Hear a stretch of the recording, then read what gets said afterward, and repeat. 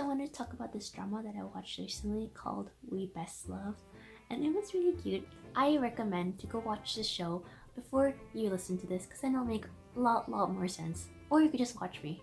Either way, I don't mind. I think the show overall was really nice and sweet, and it was like fluffy and nice to watch.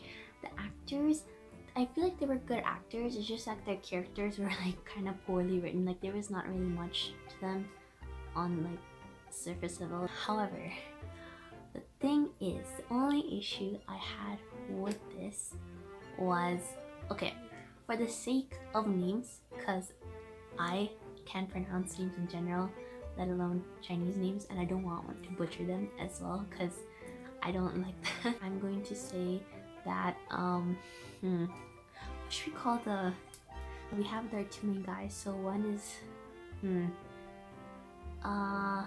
crap.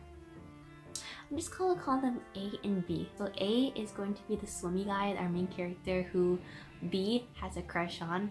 The thing is, if you further episodes as they go on and when they have the haunted house, and in the haunted house, like A and B get trapped into the room, and then we're like, oh, it's a nice scene for B to like get in the mood and, you know, confess his love. So like that's pretty good, it's working out for him.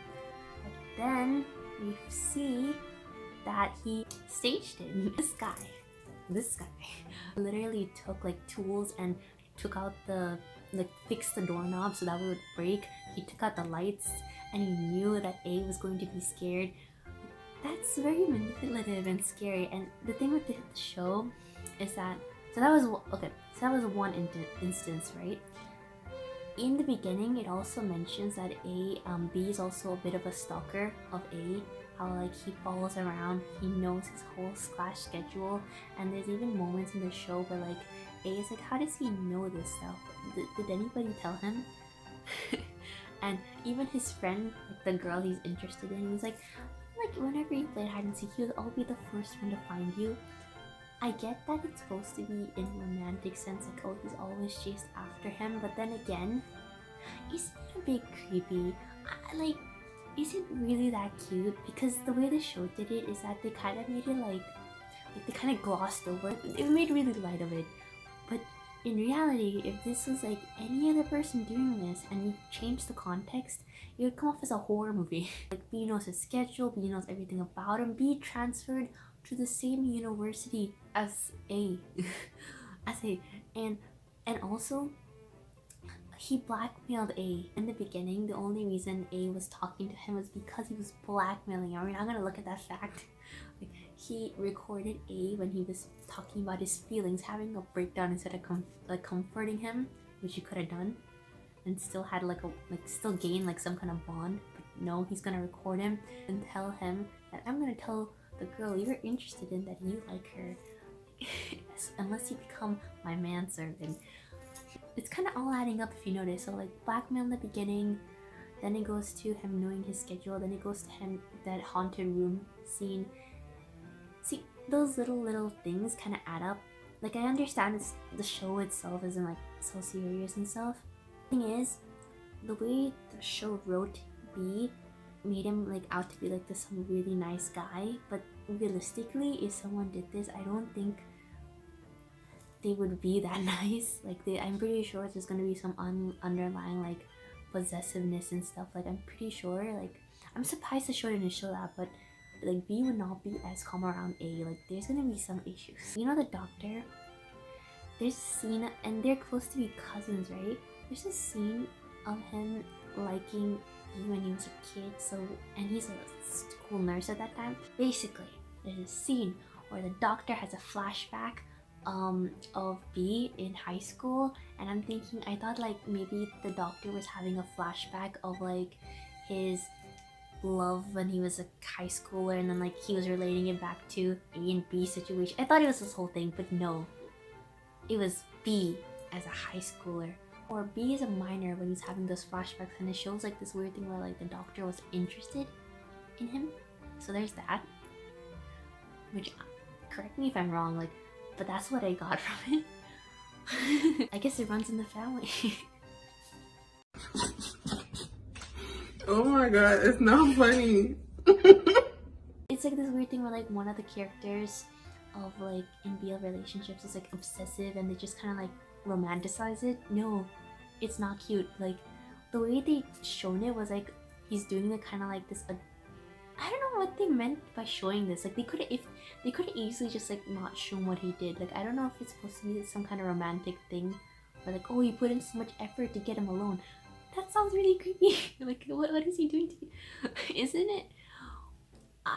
Tell me if you think the same way. Like that was a bit creepy, or this kind of like off-putting. Like it was you could the directors didn't even have to show that. Like I could have easily believed like that just happened on its own, you know. So there was a reason that was shown, but I didn't take it in like a cute way. It's kind of creepy. It was really creepy to me. Like in relationships, like yeah, you put in effort, but it doesn't kind of mean you like scam, stalk. The other guy, he was literally called like, oh, are you my stalker? And he essentially agreed. But like the only reason nobody really said anything is because it's like hot, or like he's the main character, where like it's forgiven, which wouldn't really fly. And then automatically, because you know it's a BL story, the other guy's gonna follow with them regardless, even if he hates his guts. Even if that guy like murdered someone in his family, they're gonna fall in love. That's like how it works. Essentially, they're gonna fall in love. It doesn't matter. A dream guy, or is he just like a walking red flag? But because of the way he's written, he's perfect. He can't do no wrong. He may be amazing grades, amazing looks, but hey, he's your obsessive stalker. But he's hot and he loves you, so it's okay. That's fine. So yeah, but on the other note, the actors who played the both leads were so cute. They're really good together. Like the guy who plays the B, is Sam and Yu. I'm pretty sure. Sam is so cute and funny. He's got like a crackhead personality, and that's the best.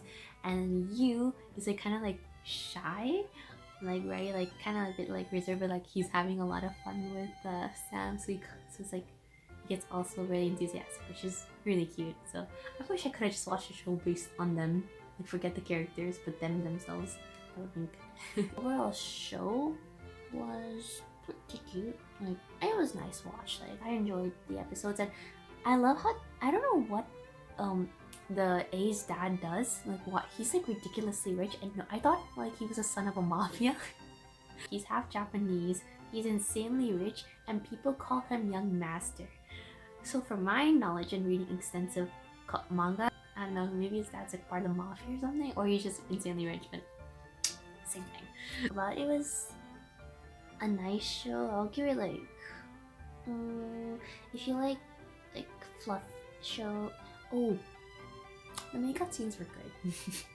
I'm not gonna lie, I enjoy it. Like because like nowadays, like because like usually when I used to watch like shows used to be like really awkward with their makeup scenes. They wouldn't really do it. They would just like put their faces together and be like, it's a kiss.